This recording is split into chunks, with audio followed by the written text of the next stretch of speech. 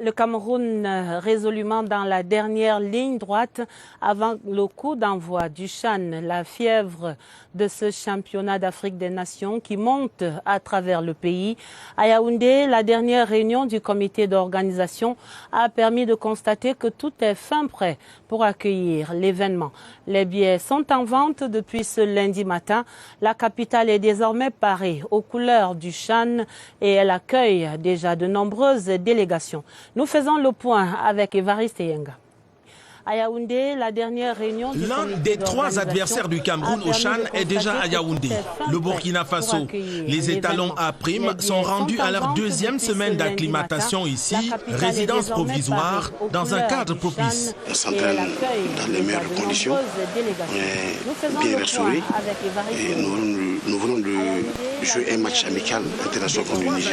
Les deux autres concurrents du groupe A arrivent à Yaoundé cette semaine, mardi à 23h10 pour le Mali et jeudi pour le Zimbabwe.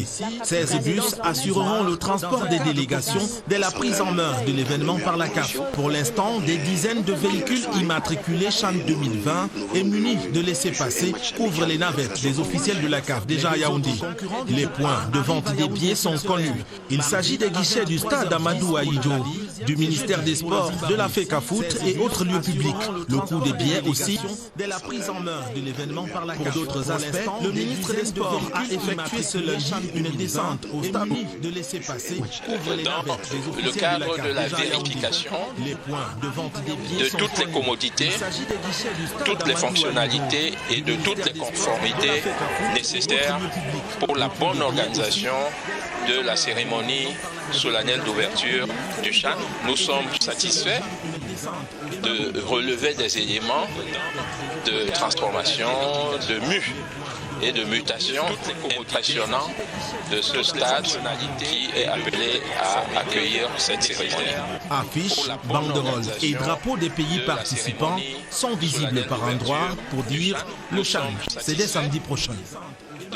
Cette grand-messe du football africain draine naturellement des foules et du beau monde au Cameroun, d'où la nécessité de sécuriser les aéroports, principale porte d'entrée. Ce lundi, le ministre des Transports évaluait le dispositif sécuritaire et sanitaire à Douala. Conclusion de cette visite de travail avec Alvin Baonganzi. Cette grand-messe du football africain Le international de Douala est fin prêt pour le CHAN.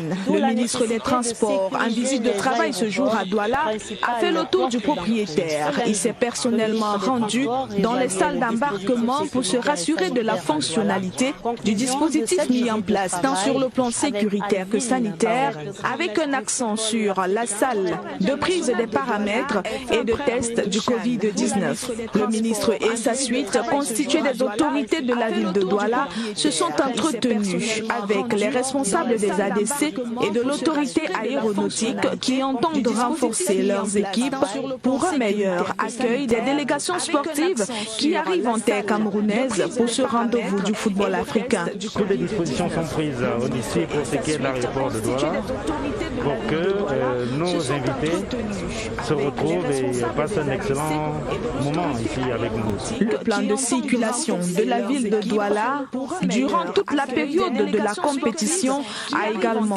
été présenté au ministre africain. Et nous restons à Douala pour une incursion dans les quartiers généraux des délégations déjà présentes dans la capitale économique. Notre correspondant sur place, Edouard Penda, nous conduit maintenant vers les sites d'accueil de la Zambie, la Libye, l'Ouganda et le Niger, des équipes du groupe B et D qui se déploieront à Japoma et à Bepanda. L'hôtel Sawa à Bonanjo que la formation libyenne a pris ses quartiers. Les coéquipiers de Salim Ala Massoud du club Al-Hilal et Anas Faouzi ont une séance d'entraînement par jour au stade annexe de Douala Bepanda avant d'affronter en amical mercredi prochain la formation zambienne. Logés au Deka Hotel dans le 4e arrondissement, les poulains du coach Jonathan McKinstry de la Zambie s'entraînent au complexe sportif de la Kadisport Academy et livreront l'unique match amical contre les poulains du coach Zoran Filipovic mercredi prochain. C'est à l'hôtel Vallée des Princes à Bessengue que les Ougandais ont pris leur quartier avec pour mot d'ordre pas d'accès à la presse. Une séance d'entraînement les après-midi à l'annexe de Douala, Bepanda. Les joueurs nigériens sont à Douala et ont pour base l'hôtel Aqua Palace. Au cœur de toute cette grande mobilisation, nos Lions A Prime, l'équipe qui opère les derniers réglages en ce moment sous la houlette de Martin Tungumpile. Et en attendant le 11 entrant contre le Zimbabwe samedi, découvrons ce soir quelques têtes d'affiche qui sont donc ces espoirs du Cameroun à cette compétition. Éclairage de Joseph Guetta Mandeng. En première ligne dans l'animation offensive, Jacques Zoua. Il a participé au Sacre des Lions Seniors à la CAN de 2017 au Gabon. En fin de contrat avec son club roumain Astra l'année dernière, il est accueilli par AS Futuro de Yaoundé. Un tremplin pour son éligibilité chez les A' pour ce CHAN. Idem pour Joseph Yannick Dieng, l'ex-sociétaire du club Espérance de Tunis avec lequel il a remporté la Ligue des champions de la CAF en 2011. Dans l'entrejeu, Francis Elimbi se prépare pour cette compétition depuis son transfert de la Colombe à Stade Renard. À côté de lui, Serge Andoulo. 2 fois surclassé, il a participé au CHAN de 2018 au Maroc. Parmi les défenseurs attendus, Salomon Banga Bindjeme, toujours en situation de surnombre sur la ligne d'attaque. Il marque en club et en sélection. Son coéquipier Thierry Tientje, de retour d'une courte aventure au Maghreb, est aussi en pleine possession de ses moyens. Les grands portiers de l'Elite One, Junior Dandé, longtemps suppléant de Simon Omosola, portent le poids de gardien titulaire au même titre que Hachou Kerido, champion du Cameroun en titre. 8 éléments clés à suivre au sein de l'équipe du Cameroun dans ce championnat d'Afrique des Nations de football du 16 janvier au 7 février 2021. Et il faut se le dire, rien n'est encore gravé dans le marbre pour ces Lions A' là, à 6 jours du kick-off du CHAN. Les Camerounais ont toutes leurs cartes en main, les matchs préparatoires n'étant aucunement révélateurs de l'avenir. Le chef du service des sports ici à la télé est sur ce plateau pour porter un regard incisif sur l'équipe que prépare Martin Tungumpile. Bonsoir Germain-Noël Essengue. Bonsoir Adèle. Bienvenue, vous confirmez ce soir que ces Lions A' là ont surtout besoin du soutien de leur public. Effectivement, Adèle, je dois dire que les Lions A' sont prêts. Il faut dire, écoutez donc, dans les moments difficiles, il faut absolument soutenir les Lions A'. Et notre fibre patriotique doit être convoquée ici, là, parce que les Lions ont besoin de nous dans la lutte et la défense des couleurs nationales. Les uns et les autres ont certes des appréhensions, Adèle, sur ce qu'il y a eu comme préparation, beaucoup de doutes, mais il est quand même honnête de reconnaître que certains pesanteurs ont plombé, n'est-ce pas, cette préparation. Il s'agit, n'est-ce pas, du Covid-19 et surtout de l'interminable guerre entre la LFPC et la Fédération camerounaise de football. Il faut quand même reconnaître qu'il aurait fallu, n'est-ce pas, intégrer les microcycles qui dominent l'entraînement, à savoir donc la phase de concrétisation de la réflexion analytique, sportive, des situations malheureuses qui n'ont pas pu permettre aux techniciens, n'est-ce pas, de choisir la bonne graine pour pouvoir construire une équipe performante. Il faut donc faire preuve d'indulgence et surtout de compréhension et encourager les Lions indomptables. On vous suit bien et d'ailleurs vous rappelez à juste titre, Germain-Noël, que les bons résultats pendant ces matchs préparatoires n'ont pas toujours auguré des résultats en compétition. Je ne vous le fais pas dire, Adèle, les faits et les chiffres sont, n'est-ce pas, révélateurs pour le prouver. La belle performance des Lions indomptables mondial italiens n'était pas précédée d'une bonne préparation.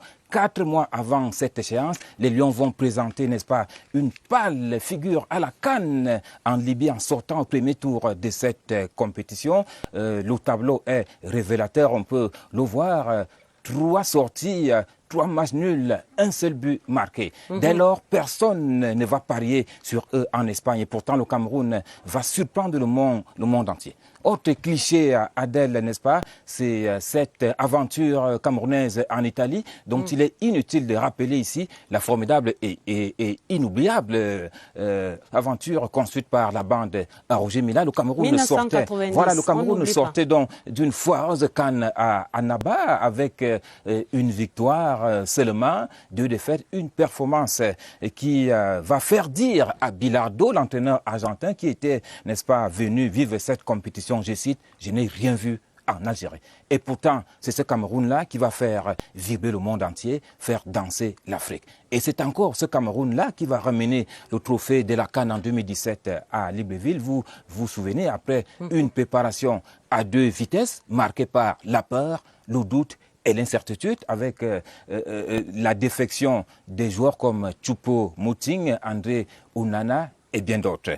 Adèle, pour finir, l'exception camerounaise doit être capitalisée. Elle tire son essence dans ce que le président de la République appelle « fighting spirit ». Et c'est cette force interne qui doit encore nous pousser à la victoire finale. La rage de vaincre. Merci Germain Noël, nous sommes optimistes, tout à fait. Et l'un des grands défis de cette compétition est bien sanitaire. Un match très serré va se jouer contre le Covid-19 que le gouvernement se prépare donc ce match-là à remporter grâce à un dispositif spécial. Il s'agit d'une dizaine de formations sanitaires dédiées à la compétition dans les 3 villes de Douala, Limbe et Yaoundé. Arrêt ce soir dans la capitale, ici à Yaoundé. Nous allons découvrir les prévisions dans les 4 hôpitaux spécialement aménagés. C'est un reportage de Martine Noël Dengue.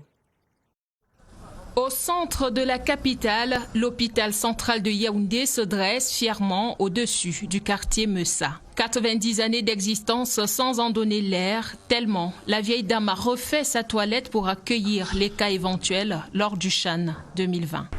L'hôpital central a une grande expérience et une ancienne expérience dans la gestion de ce genre d'événements. Nous avons un personnel qui est donc déjà aguerri, expérimenté, compétent, disponible et d'ailleurs bien formé. Notre hôpital a pratiquement toutes les spécialités. L'expérience se joue en sa faveur. Le plateau technique a été renforcé comme mesure préventive aux sollicitations de cet événement sportif d'envergure. Nous avons pris des dispositions particulières. Il y aura donc une veille ici en permanence. Nous avons la première banque de sang qui est accréditée au Cameroun, en Afrique centrale et en Afrique de l'Ouest. Il y a un espace hospitalisation VIP. Il y a un scanner qui est en route.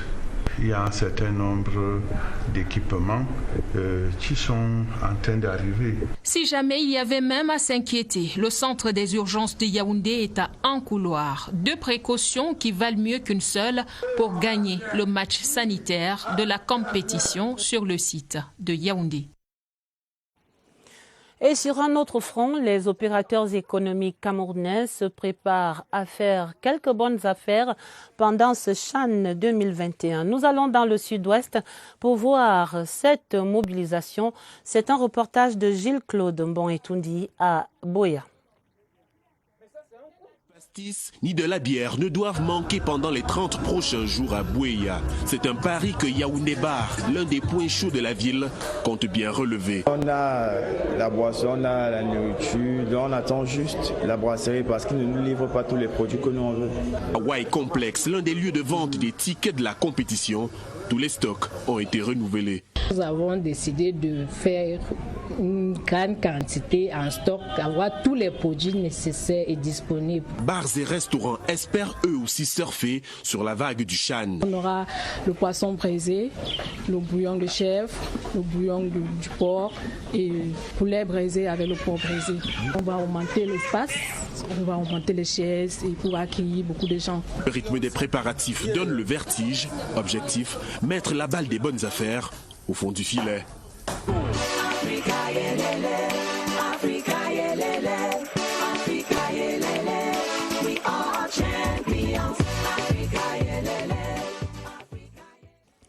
Autre chose à présent dans le journal, Garoua Boulaye est sous pression. Cette localité de la région de l'Est accueille à présent 4500 civils, 142 soldats centrafricains depuis 2 semaines et demie et parmi ces civils, 150 opérateurs économiques chinois. Tous ont passé la frontière sous la menace de ces violences post-électorales en RCA. Le ministre de l'administration territoriale évaluait la situation sur place hier dimanche à Garoua Boulaye où nous retrouvons l'envoyé spécial de la CRTV, Augustin Guizana. De Nangunda, en passant par Yoksire, jusqu'à l'esplanade de la sous-préfecture de Garoua Boulaye, c'est un air de fête qui plane autour du cortège de l'émissaire du chef de l'État. En effet, c'est une présence qui soulage des souffrances, celle des déplacés externes de la crise centrafricaine. On est ici déjà 2 semaines. Les rebelles sont venus, vraiment nous a chassés, échange de tirs sur nous. On a des enfants, on ne peut pas rester là-bas. À la date du 10 janvier 2021, ils sont 4500 nouveaux centrafricains qui craignent pour leur vie et ont fui leur terre natale pour trouver refuge dans cette partie de l'homme d'Irem. Il y a baisse de ressources, donc ils peuvent gérer temporairement la situation. Au cours d'une réunion de sécurité présidée par le ministre de l'administration territoriale, le gouverneur de la région de l'Est, Grégoire Mvongo, annonce que la région a accueilli ces derniers jours 142 soldats centrafricains qui ont fui les combats. La commune a redynamisé le comité de vigilance pour qu'il n'y ait pas d'infiltration des rebelles centrafricains pour venir les attaquer ici. Heureusement, ces centrafricains ont trouvé une terre d'accueil. Encourager les chefs traditionnels ici présents pour le travail formidable qu'ils font aux côtés des autorités administratives et des forces de maintien de l'ordre. La localité de Gado Badiéré, dans l'arrondissement de Garoua Boulaye, dans la région de l'Est, abrite déjà un camp de réfugiés, se comptant par milliers. Cet autre flux de nouveaux réfugiés à la frontière est du Cameroun présente, on le voit, une forte menace, non seulement sur la sécurité des personnes et des biens, mais surtout également sur les équilibres sociologiques. Même la vie quotidienne a donc changé à Garoua Boulaye. Allons le voir avec Elvis Nguimaison sur place. Aïcha Mahamad n'a Dieu que pour ses fourneaux. La demande en nourriture a décuplé depuis 1 mois. Il n'y a pas le camion ici. On peut trouver 5 000, mais maintenant on peut trouver 10 000 par jour. Elle n'est d'ailleurs pas la seule à répondre à l'appel de ces hommes et femmes qui ont l'estomac dans leurs talons. Près de 4 500 nouveaux réfugiés centrafricains et plus de 1 600 conducteurs routiers en un seul endroit, ça donne des idées. Avant, quand il n'y avait pas de camions, si la maman vendait son plat à 500, aujourd'hui avec les camions, elle va augmenter à 700.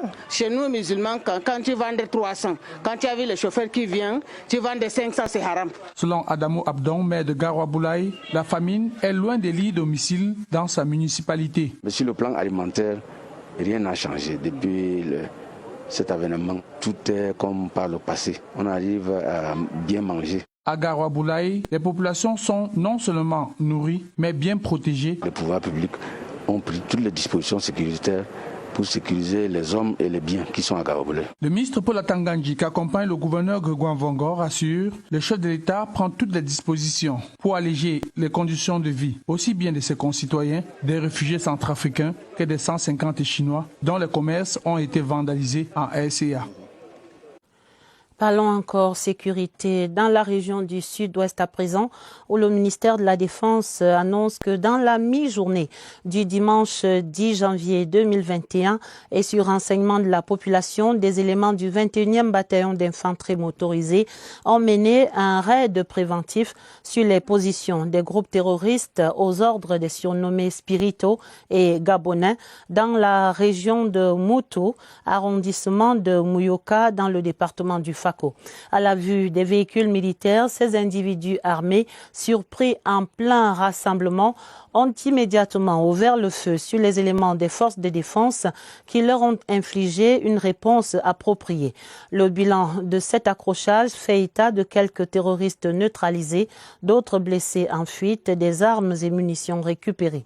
Les opérations de ratissage continuent du reste dans cette zone pour retrouver d'éventuels blessés fugitifs. Il importe de signaler que dans la soirée de cette opération, conduite dans le strict respect des règles d'engagement, des leaders terroristes à la solde de la sécession et manifestement dépassés par les événements ont conçu dans leur officine occulte un fatras d'images macabres pour essayer de faire endosser à nos forces de défense un aveugle massacre perpétré à moto. En tout état de cause, une enquête minutieuse a été prescrite par le haut commandement pour élucider cette entreprise souterraine et faire, le cas échéant, toute la lumière sur le contenu des images macabres en circulation.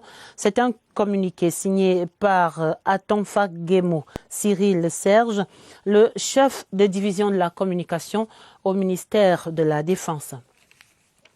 Le président du conseil régional de la région de la Damawa, le docteur Mohamedou Dewa, a prêté serment ce lundi. C'était au cours d'une audience solennelle à la cour d'appel. Sa feuille de route, c'est dans ce reportage de Ibrahim Mohamed Abbassi à Ngaoundéré. Main droite levée, le docteur Mohamedou Dewa sacrifie au rituel et s'engage à remplir fidèlement et loyalement ses fonctions. Le président du conseil régional de l'Adamawa entend travailler sans discrimination ni favoritisme pour le bien-être des populations. C'est un engagement formel, solennel, qu'il faut agir, respecter, tout en appuyant sur les textes. Dans ces réquisitions, le procureur général près la cour d'appel de l'Adamawa demande le respect du principe d'unité et d'intégrité. Christian Danga Dogwa plaide aussi pour la probité, l'honnêteté et l'égalité des chances pour toutes les populations.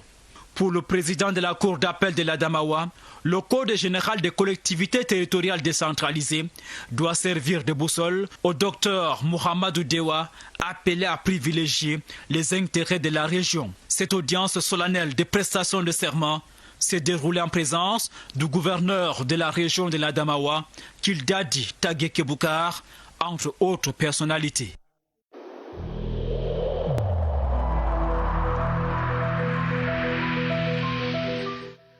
Je vous exhorte de nouveau à porter vos masques, à vous laver régulièrement les mains et à faire appel à un médecin ou à tout autre personnel de santé au cas où des symptômes apparaissent.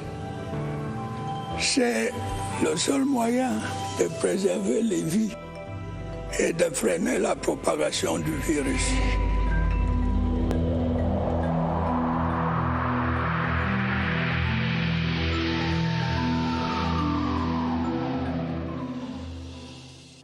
Renforcement des mesures barrières dans le contexte de préparation et de déroulement du CHAN. Le respect de ces précautions reste de rigueur. Les délégations déjà présentes au Cameroun sont soumises à des tests de dépistage Covid dès leur atterrissage. Et sur ces exigences des protocoles sanitaires qui encadrent l'organisation de cette compétition, nous allons immédiatement retrouver Évariste Yenga et son invité au centre des opérations des urgences de santé publique ici au quartier Messa Yaoundé. Bonsoir Évariste. Quelles mesures en période de CHAN? Bonsoir, c'est obligatoire. La présentation d'un résultat de test PCR négatif à l'arrivée à l'aéroport, arrivé au Cameroun notamment, c'est obligatoire de se faire tester de manière supplémentaire à l'arrivée à l'aéroport, ce qui semble poser quelques soucis à certains passagers qui estiment qu'il y a un test de trop. On interroge aujourd'hui la nécessité de ce test supplémentaire. Notre invité, c'est le docteur Fils Emmanuel Miyem. Docteur, bonsoir. Oui, bonsoir Évariste. Fils Emmanuel, vous êtes chef du poste frontalier sanitaire de l'aéroport international de Yaoundé-Simalène. Dites, pourquoi ce test obligatoire à l'arrivée à l'aéroport? Il est nécessaire au regard même du fait qu'il y a une nouvelle souche du virus qui sévit, notamment en Angleterre. Il est important pour nous de nous assurer que tous ceux qui entrent au Cameroun sont effectivement négatifs, d'où la raison d'un deuxième test. Mais il y a des passagers qui se présentent avec des résultats du test déjà négatifs. Pourquoi un nouveau test? Oui, la question se pose effectivement. Il y a plusieurs raisons. La première, c'est que il y a un temps de séroconversion. Ça veut dire que vous pouvez être en contact avec le virus, mais la charge virale dans votre organisme n'est pas suffisante pour qu'il soit détecté. Donc vous faites un test PCR qui sort négatif, mais 2 jours après, la charge virale augmente et ça nous permet, nous, au niveau de l'aéroport, en faisant notre deuxième test, de voir effectivement qu'il y a une séropositivité. Dans le deuxième cas, c'est effectivement le fait qu'il y a beaucoup de personnes aussi qui arrivent avec des tests négatifs, ce qui a derrière suscité une préoccupation majeure pour le ministère de la Santé publique et qui insiste sur le fait que tous les passagers soient testés à nouveau à l'aéroport. C'est entendu, merci, docteur Fils Emmanuel. Le recul est de 72 heures, celui pendant lequel on devrait présenter son test, effectuer les tests avant chaque voyage. Donc, les jours suivants, il est possible que l'on soit en contact avec le virus. On l'a entendu du médecin, voilà ce qui explique la nécessité de ce nouveau test. C'est entendu, Évariste. Merci à votre invité. On peut certes mourir du Covid-19, mais aussi de la criminalité à l'école. Et le feuilleton de la semaine va dresser l'état tout au long de cette semaine, donc, l'état de la violence en milieu scolaire. Où en est-on un an après ces drames qui ont coûté la vie à près de 5 personnes sur les campus scolaires entre 2019 et 2020. Souvenez-vous, un professeur de mathématiques poignardé, des élèves assassinés froidement. Premier arrêt dans cette tournée des établissements endeuillés, le lycée bilingue de Daido à Douala. Scène de l'assassinat du premier élève, c'était en mars 2019. Un grand reportage de Serge Atangana-Bissot. Un lycée d'enseignement muté en quartier de haute sécurité. 16 caméras tournent en permanence et traquent le moindre geste dans l'espace vie du lycée bilingue de Daido. Parce que là-dedans, il y a eu mort par poignard le 16 mars 2019 parce que le campus était devenu prison break. Les élèves qui entrent dans le lycée, qui taxent les plus petits, qui soutiennent également. Dans cet univers de Far West, Tamanoir, personnage de BD, règne en maître, contrôlant le racket local jusqu'à cette expédition punitive qui lui coûte la vie. Il n'était qu'en classe de seconde. Depuis lors, la porte des étoiles, le passage par lequel les malfrats passaient et se mêlaient au bon grain, a été fermé. L'uniforme a changé aussi. Comme le lycée avait même la même tenue que les autres, beaucoup d'enfants portaient cette tenue-là et entraient. Où un enfant l'ont bien bordé, il entre. Vous croyez que le lycée, en fait, il n'est pas du lycée. Ouais, les filles, maintenant, on a coupé les cheveux. Pourquoi? Parce que dans les cheveux des filles, on a trouvé du tramol, des comprimés. On a caché ça dans les nattes. Le campus respire donc, au prix de la vie d'un enfant. On surveille avec les détecteurs de métaux. Et puis, il y a des caméras de surveillance. D'autres tamanoirs peuvent surgir. Parce que, pour le corps enseignant, le travail préalable n'est pas fait. Les enfants qui débarquent au lycée sont des bombes à retardement, chargées de frustrations diverses. Pas de goûter, ni argent de poche, parents séparés, familles recomposées. On passerait la nuit ici, à lister les détonateurs. Un campus certainement un peu moins dangereux qui recevait un hôte de marque ce lundi, l'IAI Cameroun, qui accueillait donc le commissaire à l'Union africaine en charge des ressources humaines, des sciences et des technologies. Le professeur Sarambi Agnan Agbor est allé encourager ses apprenants à devenir de véritables entrepreneurs dans le numérique. Irène Ndjanafouda. Le courant passe entre les élèves ingénieurs de l'IAI Cameroun et le commissaire à l'Union africaine en charge des ressources humaines, des sciences et technologies.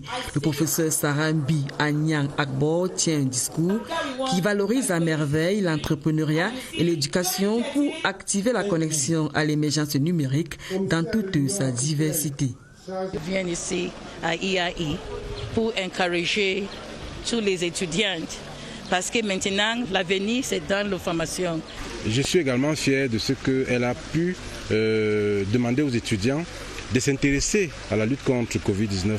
Les apprenants sont tout tués. L'hôte du jour étanche leur soif de connaissances. Nous sommes prêts à accompagner le monde dans le combat contre la Covid-19 à travers des applications à la pointe de la technologie. La visite de cette dame de poigne permet de resserrer les liens entre l'Union africaine et l'IAI Cameroun en vue d'effectuer le saut qualitatif qui rime avec la révolution numérique. L'actualité religieuse, la paroisse Saint-Marc d'Nkomo au Kui, c'est dans l'arrondissement de Yaoundé 4e et il célébrait là-bas hier dimanche la solennité du baptême de Jésus-Christ. À cette occasion, Monseigneur Jean-Claude Kobena, le vicaire épiscopal, a exhorté les fidèles à suivre le modèle qu'est le sauveur de l'humanité. Michel Renaud-Ranja. La célébration du baptême de Jésus est un acte important pour l'Église catholique. Une occasion qui est donnée aux chrétiens de refaire leur profession de foi. En la paroisse Saint-Marc d'Nkomo Kui, dans l'archidiocèse de Yaoundé, la messe dite pour l'occasion a réuni nombreux fidèles, à l'instar de Joseph Béti Assomon, par ailleurs ministre délégué à la présidence chargé de la Défense.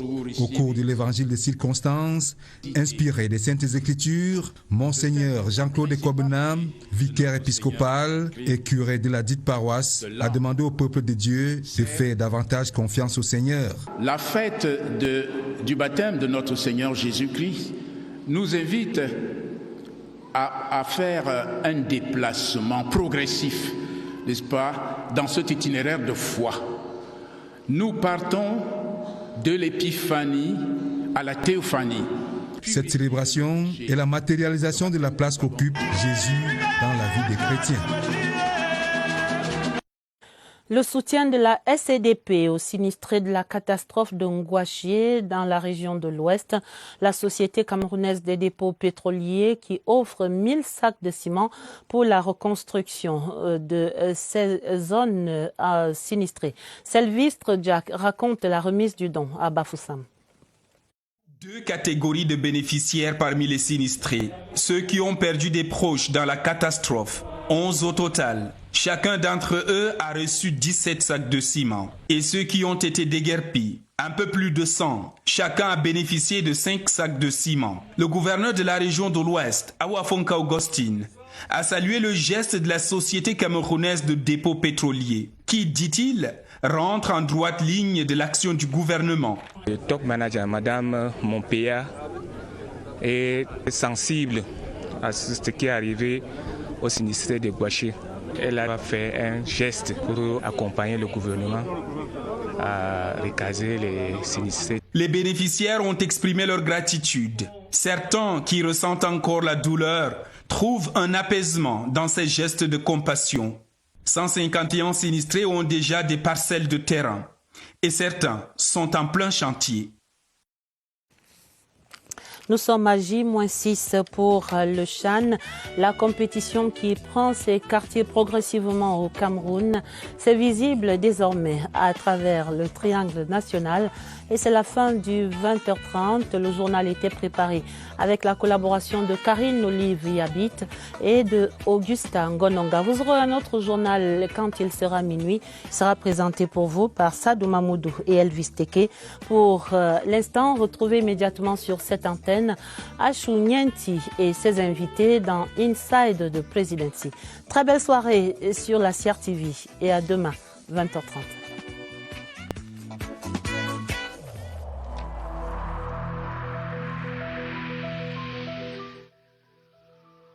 Malgré nos efforts, le Covid-19 a endeuillé de nombreuses familles et provoqué de graves difficultés dans le fonctionnement de notre économie et de notre société.